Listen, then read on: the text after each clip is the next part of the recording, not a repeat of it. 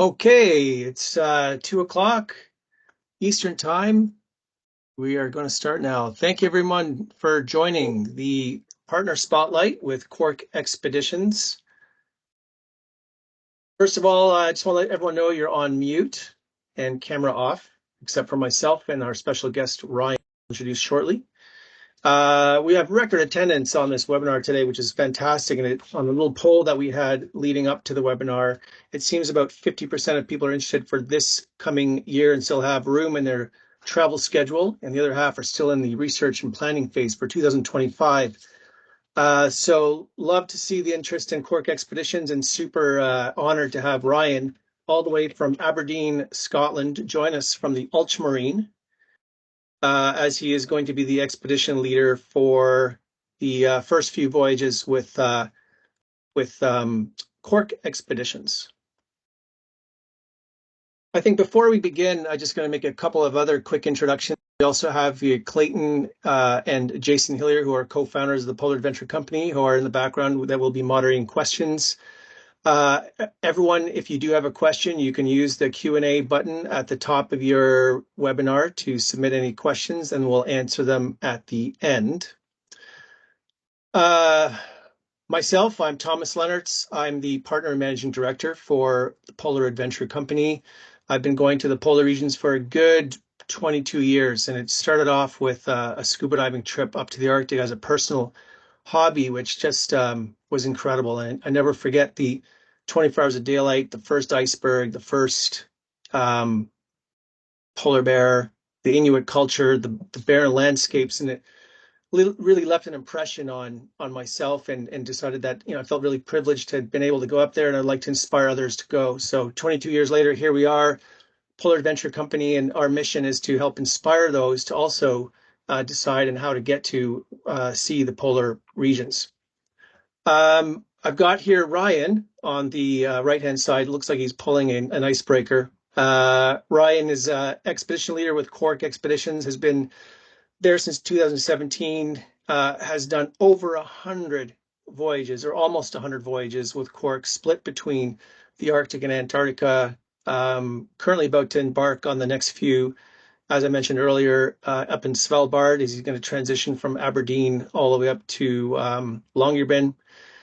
And I believe later you'll be joining the Ocean Adventurer in Svalbard as well. So, Ryan, did I miss anything there? No, that's it. Just like you, I traveled to the polar regions, to both Antarctica and the Arctic, and the bug bit me, and so I begged, borrowed, and stole to get in the door, and here I am. Awesome. Yeah, I had the privilege of actually sailing with Ryan in 2019, I believe, on the Ocean Adventurer, and in 2022 on the Ultramarine in Greenland, which is actually where this picture was from, actually taken from the helicopter off the Ultramarine. If I move over to the side, you might be able to see the Ultramarine down the bottom, just give you such a neat perspective, which we'll talk about in a few minutes. But first, just a little bit about the Polar Adventure Company. Our mission is to make traveling to the polar regions easy and take the decision analysis and paralysis out of it. There's so many operators right now, 30 plus operators, 70 plus ships, 1,500 departures. We've got a lot of knowledge, have been there on the ground, on the ship. So we have an in-house depth of knowledge over 50 years, have been recognized by Condé Nast as a travel specialist in expedition cruising, and we offer impartial guidance and advice on selecting trips that is right for whoever we're talking to, whether it be Greenland, Antarctica, a land-based trip or a ship-based trip. Our pricing is all guaranteed. It's the same price as booking direct. We're by your side from first contact to travel, and sometimes we offer complimentary inclusions. Ultimately, you get a lot of value for no extra cost, and knowing that your decision on who to travel with is the right one for you. Now, we're here with Quark Expeditions. And I think one of the first things I want to talk about is, why do customers choose Quark? What do people love about Quark Expeditions, and what does Quark see as their value differentiator? And ultimately, Quark offers a really authentic adventure for those that kind of want to get off the ship and spend as much time seeing with their senses, getting involved, making their trip as active or as leisurely as they want. There's a lot of pre-bookable adventure options, that people have the security to know that they're going to be on it once they book the trip, versus having to wait till they get on board. The expedition team, which is what Ryan's going to be talking to about here, is top ranked, highly experienced, highly trained, and there's a lot of them on the ships. I'd say like probably the highest ratio, and why that's important is if you have one expedition team member for 6 guests, allows a very personal interaction. The team is accessible. They actually mingle with the guests during meals and during after hours, which some companies do not, and which is not always important to everybody. But for those that it is, to get to know the expedition team member and all the ologists on board they put on, penguinologists, glaciologists, name an ologist. I think Quark usually have it, and Ryan will attest to that. Lots of solo options with Quark, from solo cabins. You got share options, which only a few operators allow for, to match you up with the same gender, if you so choose, and also single supplement options, which are reasonable in the industry. Best of all, we love the fact that Quark's got flight seeing included. Some operators have helicopters, but you pay extra. Quark's really gone out of their way to try and embed helicopters into, on the ultramarine specifically, into the itineraries and allow everyone to enjoy at least one flight seeing option. And then they have additional options for heli landings on some trips that you pay extra for, but we can get into that later too. Lots of ships to choose from. They're specifically built for the polar regions. And ultimately, Quark's got a really good value for the price. And it's a premium operator with a really decent price. It's not the cheapest in the marketplace. It's mid-range, but super great value for the experience you get. So we call it a high ROE, not equity, but experience. So when you're planning your trip of a lifetime, we really like to advise guests who want to get off the ship and have that white glove off ship experience versus on ship, that this is the operator to choose from. Now, here we have 2 ships heading to the Arctic this year, right, Ryan? You got the Ultramarine and you've got the Adventurer. What we love about the Ultramarine and what our guests do, and Ryan, you can also add more color to it if you like, but beautiful new ship with Ultramarine, purpose-built by Quark, partially designed even with input from the expedition team, from my understanding, with how to get guests on and off the ship, 2 ready rooms, 4 disembarkation points, 22 Zodiacs, if memory serves correct. And then from an accommodations perspective, extra large cabins with extra large windows and balconies. The public spaces all have big windows. So it's all about letting the light in and nature into the ship. Of course, the helicopters again, for me, it was super impressionable to have the helicopter experience. And ultimately, again, you've got a wide range of adventure options. Anything you want to add about Ultramarine, Ryan? No, just that it's so rewarding, to have spent so much time on the ship, especially in the shipyard, and to have had input on it, to have every trip the guests saying such positive things about it, and that really, every single trip, the guests love it. So it's just, again, super rewarding to have them really appreciate all the time and effort and the beautiful vessel that it is. Yeah. Thank you. And then we also got the Ocean Adventurer. She's small but mighty. It's got a lot of pedigree. It's gone through 3 different names over its history. I believe, Clayton, you were with when it was called the Clipper Adventurer, Sea Adventurer, now the Ocean Adventurer. But she's got a lot of pedigree, and she's small, cozy, classic, elegant. She's got a really low draft and wind profile, which allows her to be super nimble and get access to places that some of the larger ships can't get to. Guests love the fact that there's a lot of deck space low to the water, because she's such a small ship that allows you some really good wildlife viewing options. Those small things like the jacuzzi tubs at the back, guests love for those long sunsets with a champagne glass in hand. She's a pretty fast ship, if not one of the fastest for such her small size, which allows for faster transit times and more landing time potentially.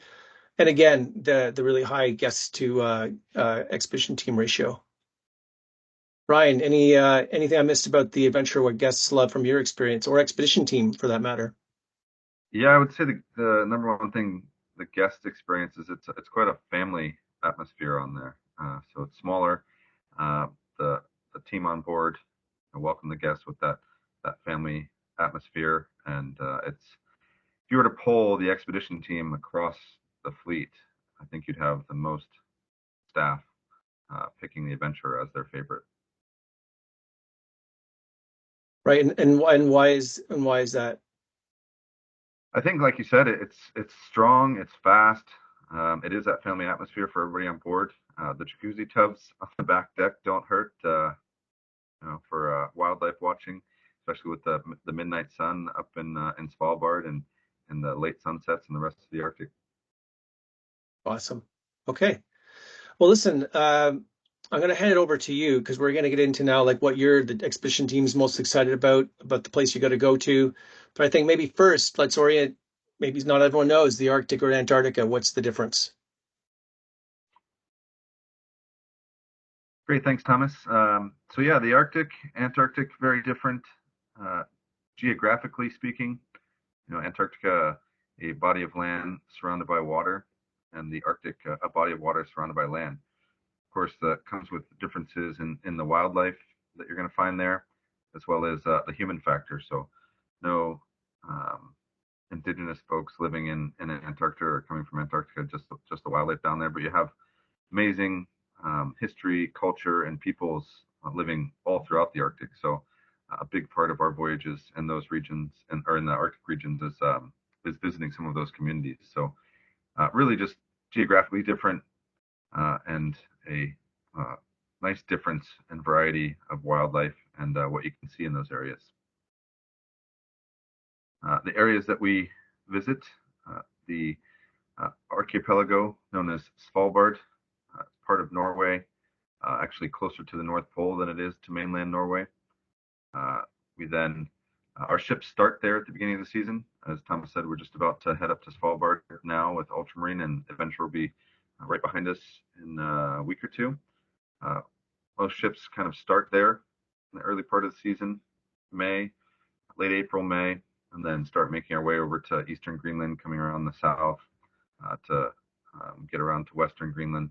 And then as the season progresses and ice conditions allow, we move over into the Canadian Arctic. You can see some of our route lines there. These are kind of the basic on where the ships go. You can see up in the top right of the screen there, Svalbard, that archipelago, super far north. A lot of those voyages have the opportunity to circumnavigate the largest island of the archipelago that is Spitsbergen. And as I said, moving down to East Greenland, around the southern side of Greenland, some stops in Iceland along the way, and then up and down western Greenland and the Canadian Arctic there at Lancaster Sound and along Baffin Island. A really nice layout there, the areas in which we transit. Best time to go, this slide says it all. Spitsbergen, we're there from May to July, sometimes into the first week of August, and then again moving over to Greenland, kind of early July, first week of August, sometimes depending on the ship, and then we spend time on western Greenland later in the season and moving over to the Canadian Arctic. It works really well, especially once we get over to the Canadian Arctic. It becomes a lot more accessible later in the season, and then some of the areas that we visit that time of year allows us the opportunity to see northern lights as well. Okay, going to touch a bit on each of those destinations. Again, that archipelago super far north above Norway called Svalbard. The biggest island is named Spitsbergen. It used to be that the whole archipelago was named Spitsbergen, but that changed. But they're kind of interchangeable at this point. Definitely known as the realm of the polar bear, as well as the wildlife capital of the Arctic. So if it's wildlife that you're after, polar bears especially, it's a phenomenal place and great opportunity to see them in their natural habitat. Things that we do there.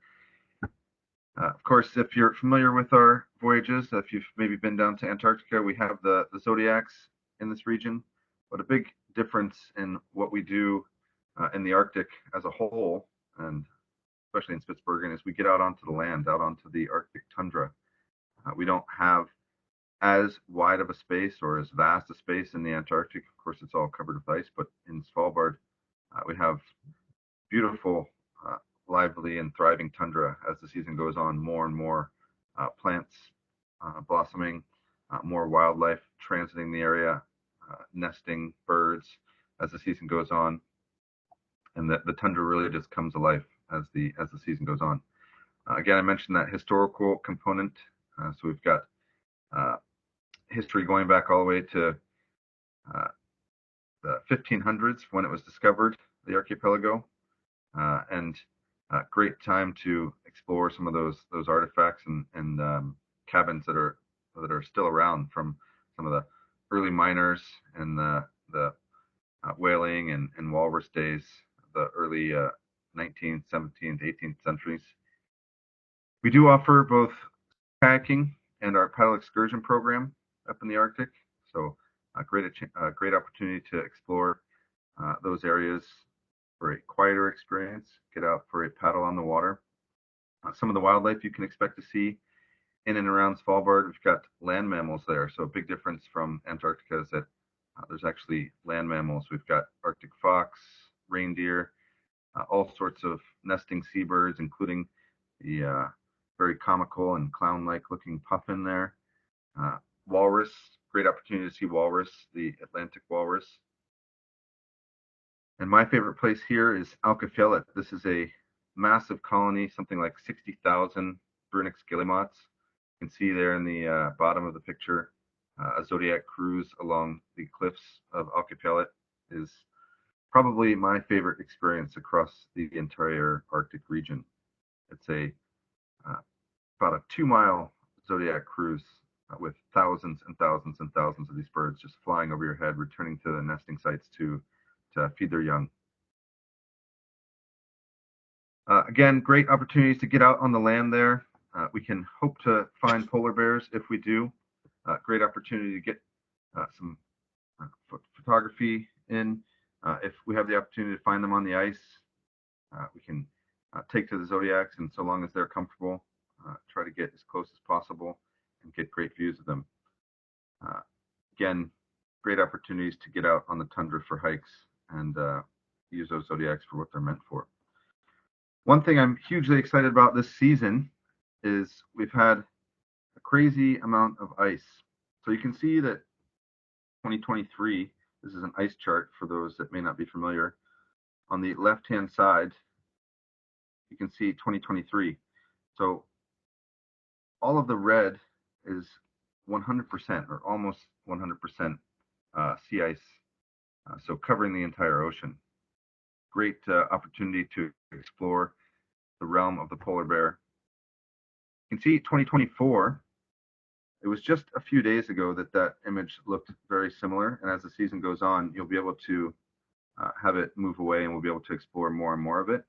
But what I like about this season, I don't know if that's coming through. Can you see it well, Thomas? Yeah, you're zooming in on it. It's great. Okay, so those dark gray areas are actually what is called fast ice. So that's sea ice that's fastened to land, and there is a lot of it this season. So that is perfect habitat for polar bears, and we'll certainly be trying to get as close as we can to that stuff. And the fact that the ice has receded over the past few days, so we can get around the top northwest part of the archipelago, which is a great place to find bears, should be great opportunities early and into the middle part and late part of the season. So super excited about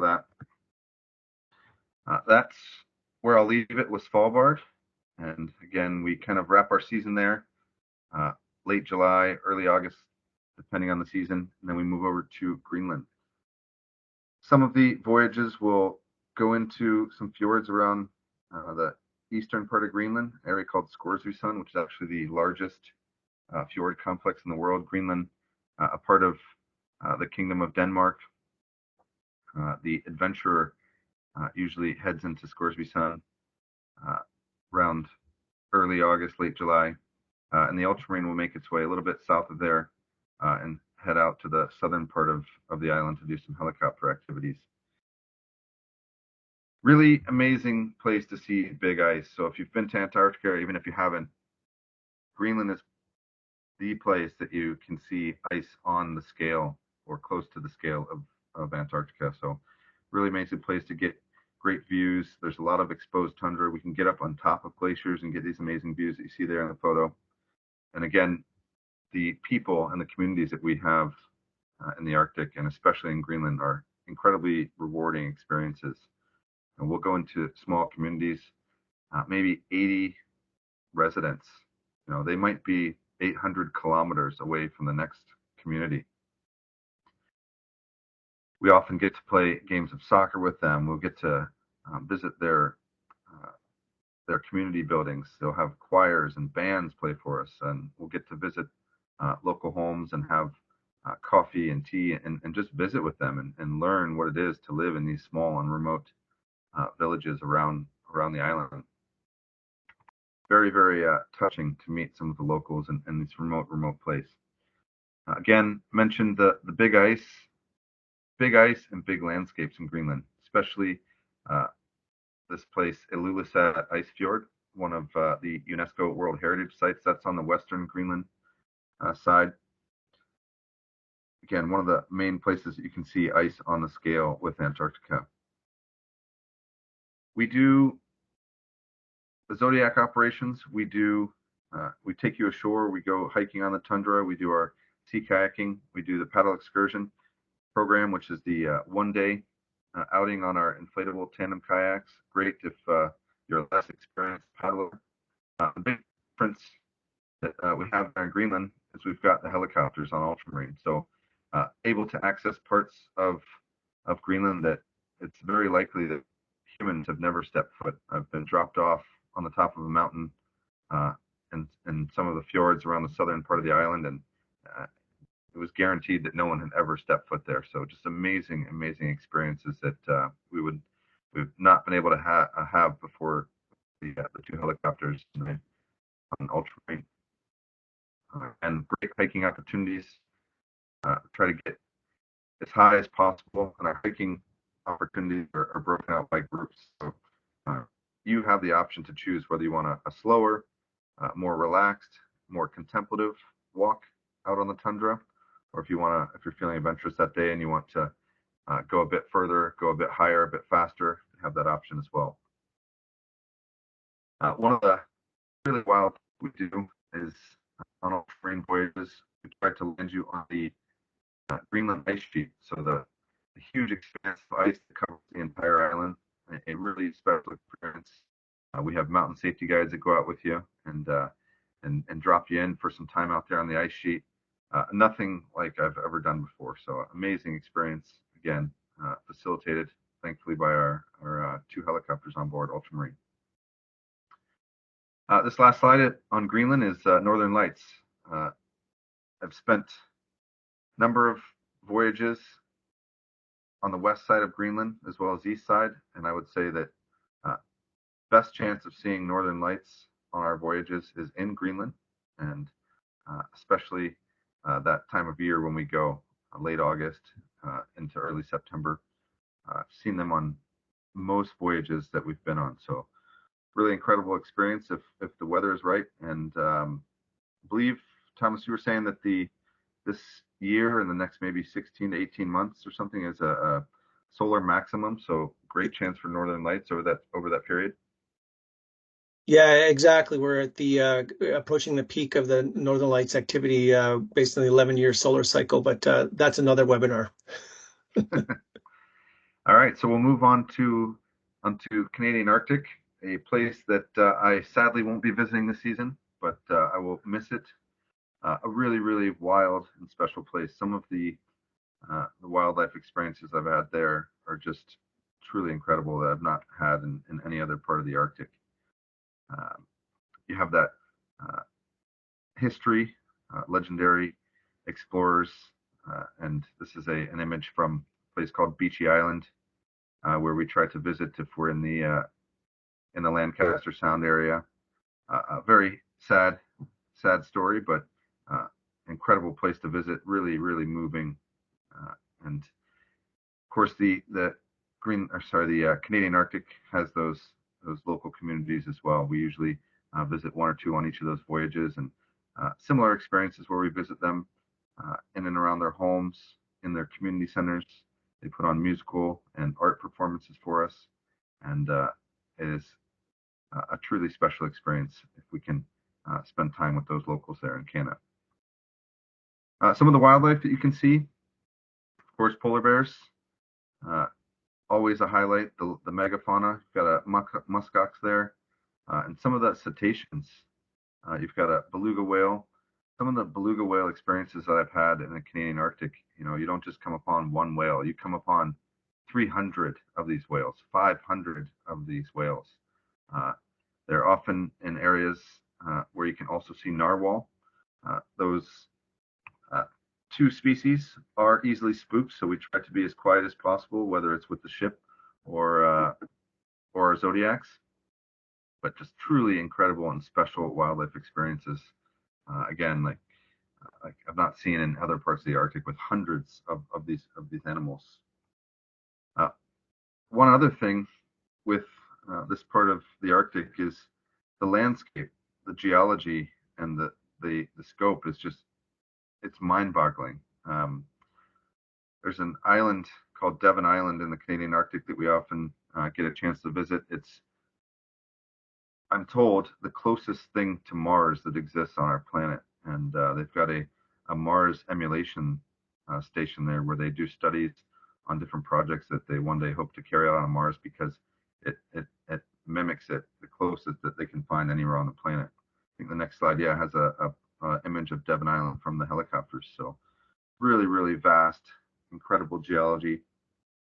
And last thing I'll talk about with Canadian Arctic and the helicopters in particular, it is possible to see some of these animals, beluga whales, narwhals, from the sky. These areas are often surveyed by scientists in small planes that fly throughout the season and count these animals. And we often get that same view from the helicopters. So great opportunity to see some of the marine wildlife from the helicopters. I think that's it from my side. Thomas, did I miss anything? No, I think that was really great. Yeah, I agree with you on I'm just going to go back to the one slide here. This was I think both Jason, Clayton, and myself, we all spent a lot of time up in the Arctic in helicopters and saw the same view, and noticed that the cetaceans don't seem to be bothered by the noise from aerial noise, which is why a lot of the scientists survey by air and not by water. Water, the sound travels a lot further and faster, which spooks the whales, whereas the aircraft don't seem to do that. Again, also right. Keeping distance respectively. And the second photo was taken with a zoom lens, from similar to what the first photo on the left shows. So if anyone does want to see narwhal or belugas, one of the options where to go is up in the Northwest Passage. Oh yeah. I'll just say one more thing. Whether it's Svalbard or Greenland or the Canadian Arctic, you can't go wrong. And we on the ship would love to see you in any one of those places. Wonderful. I'm going to just quickly touch on, I think, and you've already alluded to quite a few of these, that on all the Quark trips, there's a lot of included activities, which is the polar plunge, photography, Zodiac excursions are all included. Of course, all the hikes, helicopter flight seeing included on Ultramarine.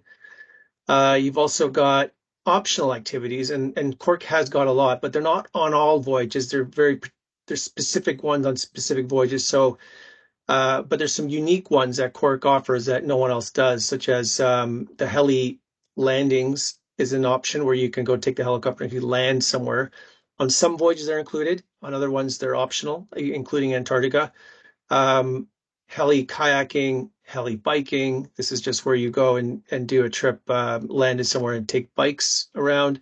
Heli camping, and of course, paddle excursion, sea kayaking, and stand-up paddleboarding. These are options that people can use to tailor make their voyage as more adventurous if they choose to be, or you can be more leisurely and just and don't have to join on these ones. Because I do tell you that the included ones make you tired, exhausted at the end of the day to begin with. And speaking of the end of the day on the ship, most of the ships all have like sauna, fitness centers, excellent food, The entertainment are not flamenco dancers on expedition cruising. It's about lectures, daily recaps. What do we see during the day? And some interpretation of activities that perhaps wasn't able to do once you're on land.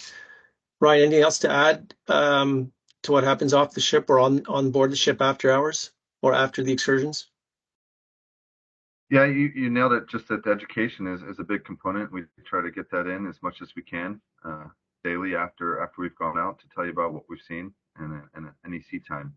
Try to put lectures in there and just as you said earlier in the presentation that the staff are numerous all around the ship and happy to engage and with any questions that you might have all along the way. Perfect.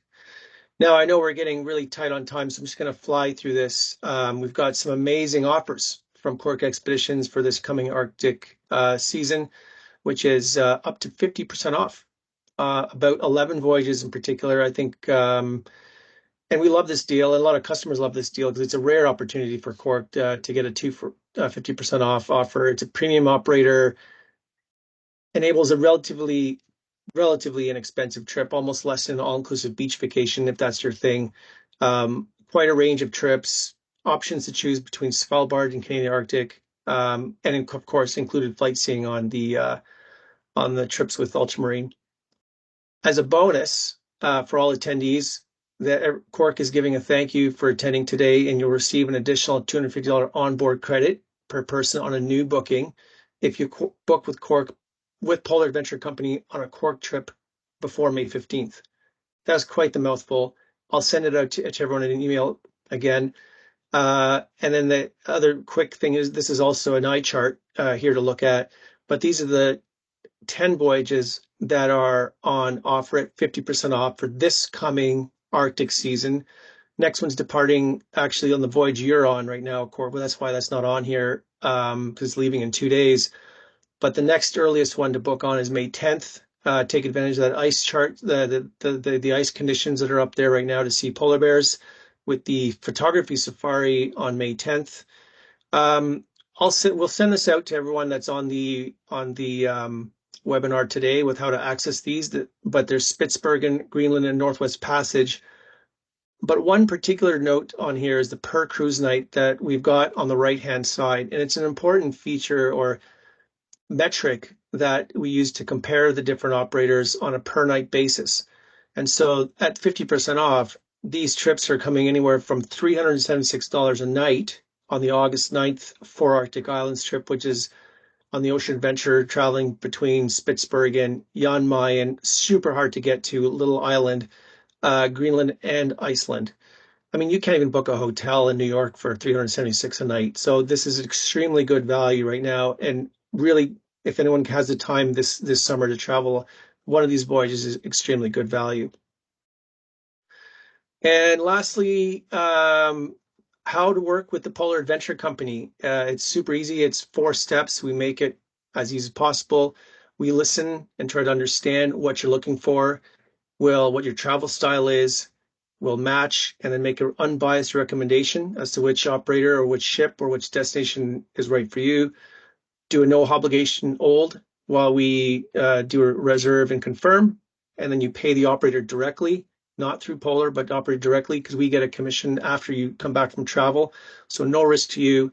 You know you're booking with the operator directly. You've got your confirmation, and ultimately we then hold your hand out from preparation all the way through travel. So that's it for today. If we have any questions, I'm going to open it up to Jason or Clayton. I want to ask Ryan any questions directly on his experiences on board the ship or anything else that we have or may have not talked about. Jason or Clayton. Yep. Hey Tom, and hey Ryan, thanks so much for taking the time to talk today. A question, I guess I'll try and summarize. There's a few sort of helicopter questions. I think it comes down to trying to understand if Quark will fly helicopters on the ultramarine trips on every one of their voyages, except for Svalbard, of course, or is there something else that we need to be aware of? Yeah, that's correct. Every Arctic voyage outside of Svalbard, they'll be operating the helicopters. Obviously, weather and conditions, make everything happen. But yeah, every voyage has some sort of helicopter stuff going on. Fantastic, great. And I know we're really tight on time, so I'm just trying to find the ones that are most prevalent here. The other one, I think that sort of has reared its head a few times, is in regards to polar bears. So the question is, what will be the best late summer trip to see polar bears out of the list that you presented, Tom? Let's see. I've got the list up here. I'm going to let Ryan scan through those and actually let Ryan maybe answer the question. I mean, ultimately, they're all good, but which one's the best? It's always a tough Yeah, question to answer, isn't it, Ryan? yeah. Where to find wild animals? Definitely always the tricky one. We'll be spending all of our waking hours doing that, starting on the 29th. I would say late summer. Anything in the Canadian Arctic and any of those voyages that combine West Greenland and the Canadian Arctic is a good way to go. And what I find is the bears are different all across the Arctic, from Svalbard to Greenland to Canadian Arctic. And my last season that I operated up in the Canadian Arctic, it was just some really, really special polar bear experiences there, and those are right at the late summer, so it'd be perfect. And I guess one other tidbit is ultimately with any wildlife trip, and Jason, Clay, myself, we've all guided wildlife trips as well, and it can be really stressful when you're on day 4 of a 5 or 6 day trip and you haven't seen the wildlife yet.